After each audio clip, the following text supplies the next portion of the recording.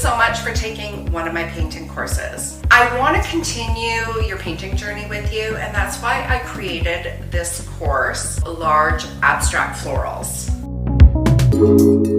We will be creating 2 very large paintings. I'm going to show you 2 different styles of creating a floral abstract.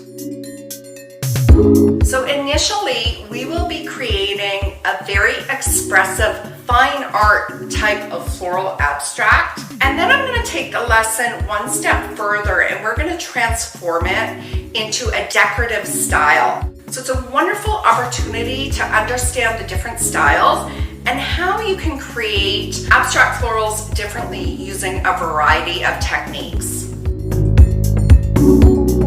One of the beautiful things about creating abstract florals is that you do not have to know how to draw. This is a very suggestive way to get paint on the canvas so you can be very creative and your options are limitless. I'm going to show you how to apply paint with various brush sizes so you get unique brush strokes and varying expressive paint color on your canvas.